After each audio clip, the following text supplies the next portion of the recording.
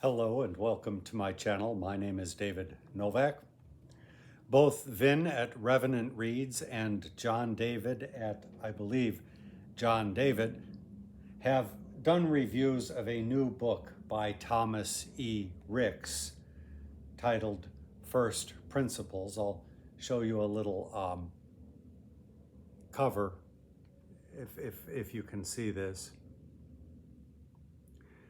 What America's founders learned from the Greeks and Romans,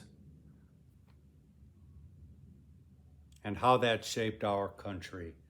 Now, the book received a pan from both of those booktubers. I will link their reviews in the description below, but I am only bringing this up by way of introduction to my topic, which is different to that. It occurred to me, he seems to have tackled the subject possibly without the requisite erudition. It seems to be something of a lightweight treatment of the topic, and that called to mind this book, which I own, Classical Antiquity and the Politics of America, which is a book that I have had for a good long while, but have not read except for one essay in here.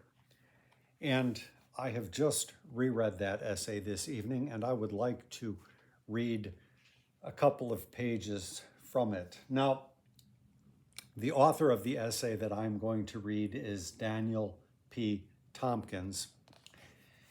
And I just read that he died just this past June, so June of 2023, which is a great pity.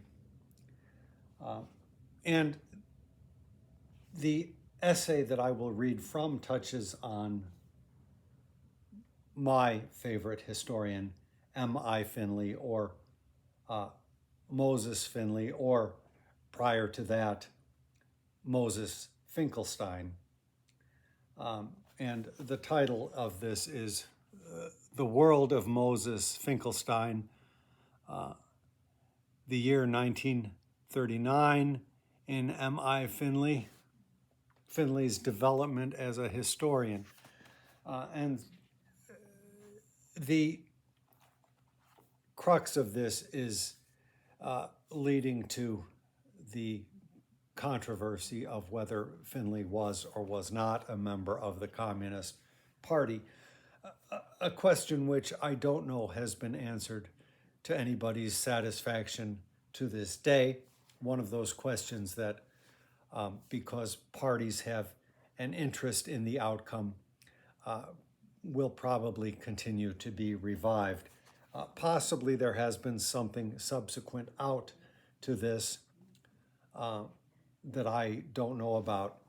Even just finding out about this book and a couple of other books that I will show you has been somewhat difficult for one who is not connected with academia.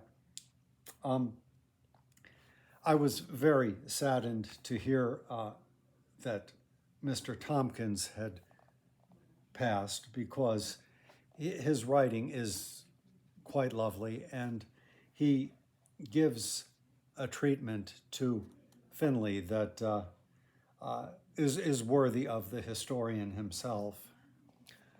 Now, the passage that I would like to read, well, like I say, it amounts to about 2 pages. It does not deal with that year, 1939, but takes you a little bit before that and gives you something of a description of the milieu into which M.I. Finley, or the future M.I. Finley, would find himself. At this time, he was still using the name Finkelstein. I'm guessing that's how you pronounce it. I don't really know if it's Finkelstein or Finkelstein, but I will say Finkelstein. My apologies if I have got that wrong. But it's just a very, very interesting portrait of the New York scene at that time. At Columbia, Mo Finkelstein was among a circle of intellectually precocious young scholars, many of whom were, like Finkelstein, the children of Jewish immigrants. Other Westerman students at that time included Meyer Reinhold, 1909 to 2002, and Naphtali Lewis, 1911 to 2005. Reinhold, whose appreciation of theoretical approaches to antiquity more closely matched those of his graduate school colleague Finkelstein, ended up writing his dissertation, a biography of Augustus's right-hand man and son-in-law Agrippa, under Latin professor Charles Knapp. Nonetheless, Reinhold retained a more charitable view of Westerman's scholarship than did Finkelstein. Lewis, a friend of both Finkelstein and Reinhold, became a papyrologist whose work owed far more both in substance and in methodology to that of his advisor, Westerman. The backgrounds of Finkelstein, Reinhold, and Lewis were not atypical for Jewish intellectuals in the New York of the 1930s. The children of Eastern European immigrants, most studied Latin in the city's public high schools, and many continued to examine one or more aspects of classical antiquity while in college. Even though in the half-century between 1870 and 1920, nearly all American universities had removed the study of ancient languages as requirements for admission and graduation, and high school enrollments in Greek plummeted, high school enrollments in Latin continued to grow in the first 4 decades of the 20th century. Much of that growth occurred in public schools and was fueled by the children of immigrants, particularly Jews, who saw knowledge of classical antiquity as the key to gaining entry to full participation, intellectual, social, and political, in American life. Enrollments in Latin classes at public high schools in the United States peaked in the mid-1930s, when nearly 900,000 students were learning the language. This high mark, which has not been surpassed in the 7 decades since, came a little more than a dozen years after the Immigration Act of 1921 sharply curtailed Jewish immigration into the United States. Although the study of Latin was widespread among these children of immigrants, expertise in the language was not always particularly deep.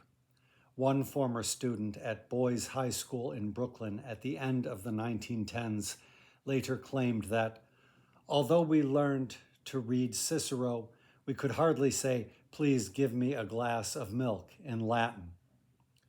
Furthermore, collegiate exposure to classical antiquity came primarily in the form of English translations of Greek and Roman authors.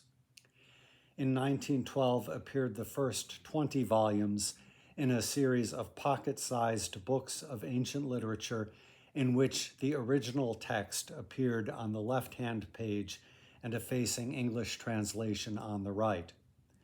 Publication was funded by the American philanthropist James Loeb, who wanted to ensure a wider readership for Greek and Roman authors in an era of diminishing attention paid to ancient languages.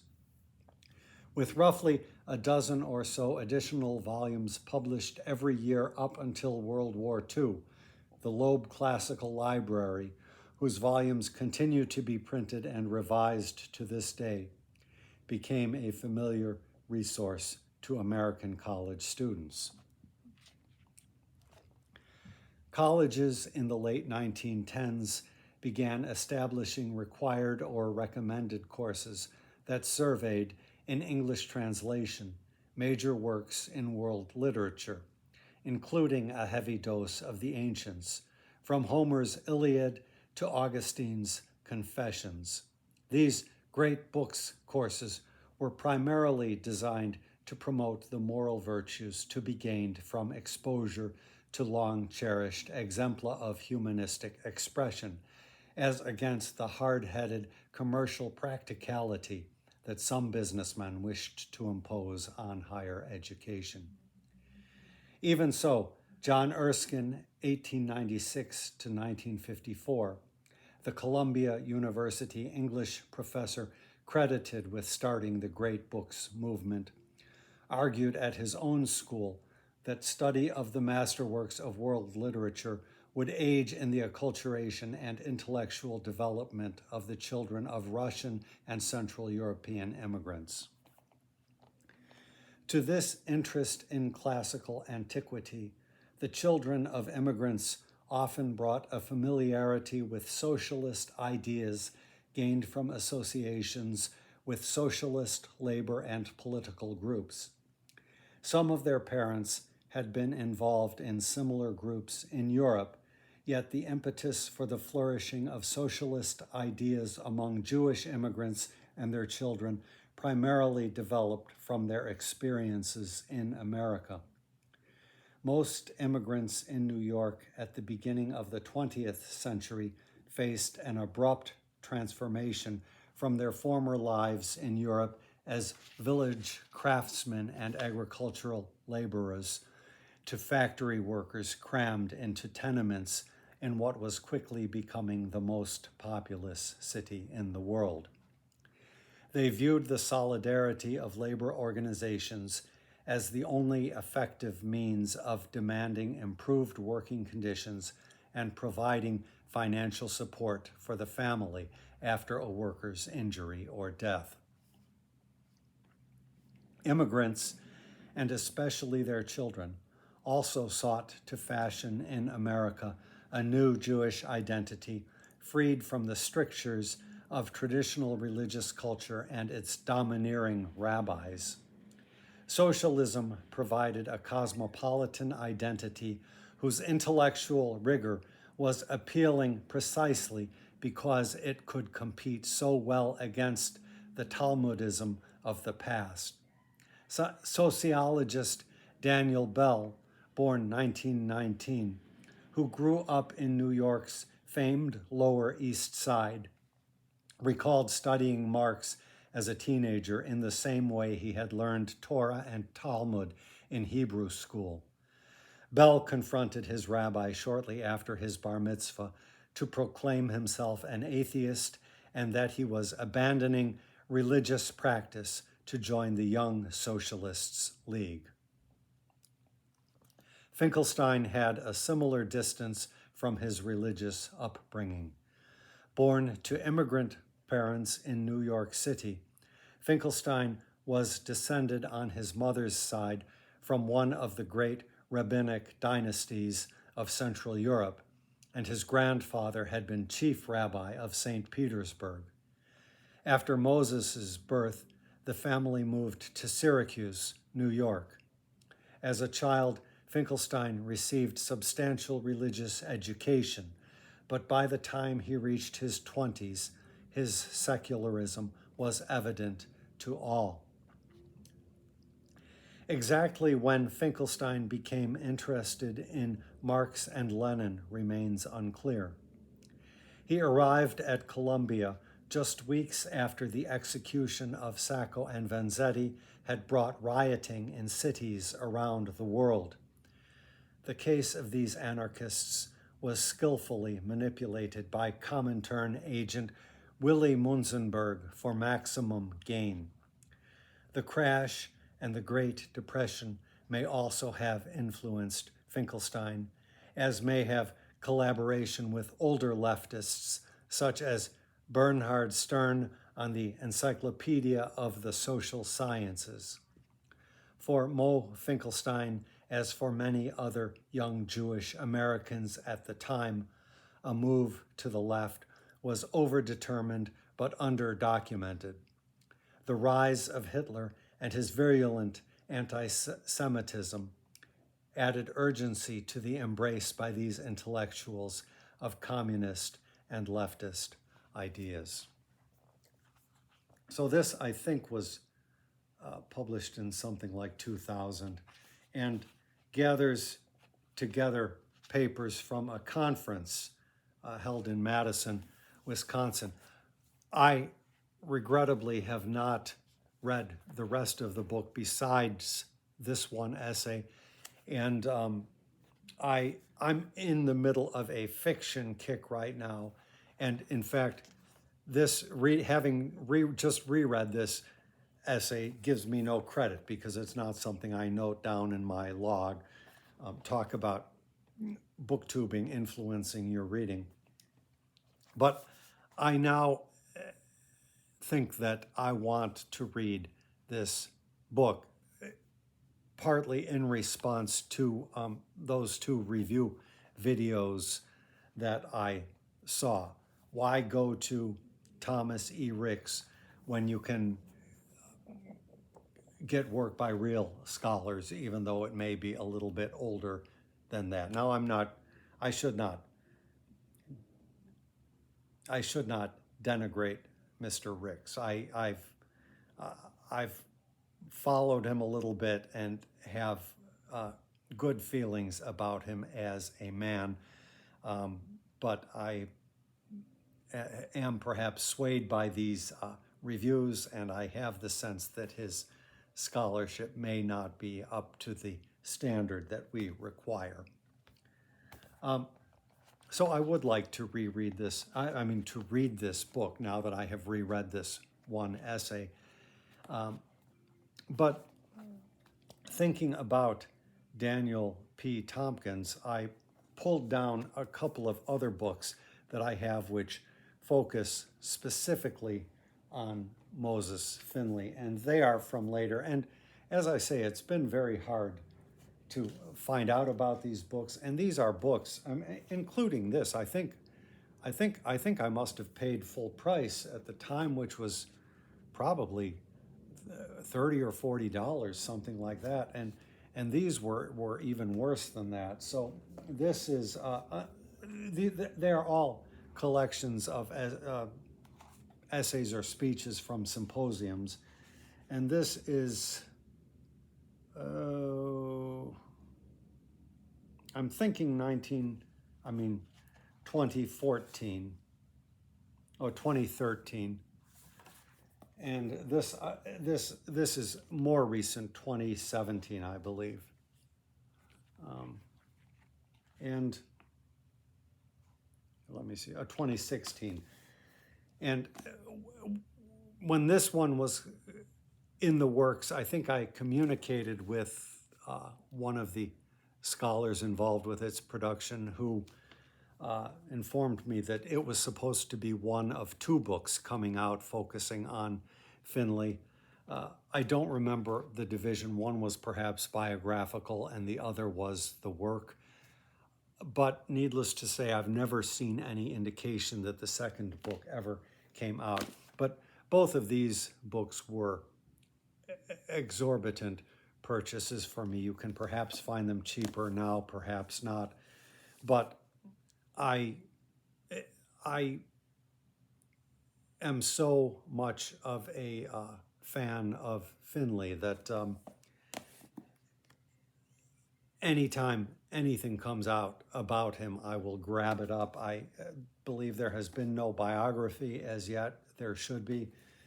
And there has been no collected papers or collected writings and papers, as indeed there should be. I don't believe the world produces those kind of opuses anymore, or would the word be opi? That doesn't sound very good. And it, I only bring this up because of the Tompkins connection, because as it turns out, he has an essay in each of these books. And I read all of these two books with varying degrees of penetration. This essay, which I just read a snippet from, I got a lot more out of now than when I read it the first time long ago.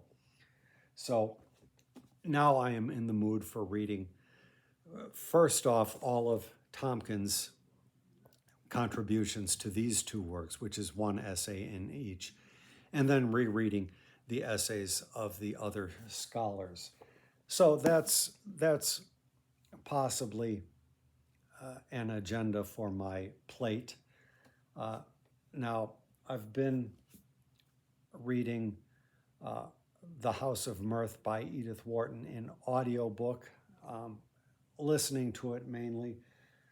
My eyes seem a little bit better, but I'm wavering as to whether I should return to it via the audiobook or should I try to take a stab at it with these eyes. I made it through a little essay this evening with the eyes, but I may still be too near to the twitching. So maybe I will go back to the audiobook, although in my environment, audiobooks are much harder to make progress with. So I just thought I would share with you that brief snippet about studies of history with Marxist overtones in New York during the pre-World War II era. Thank you very much for stopping by my channel.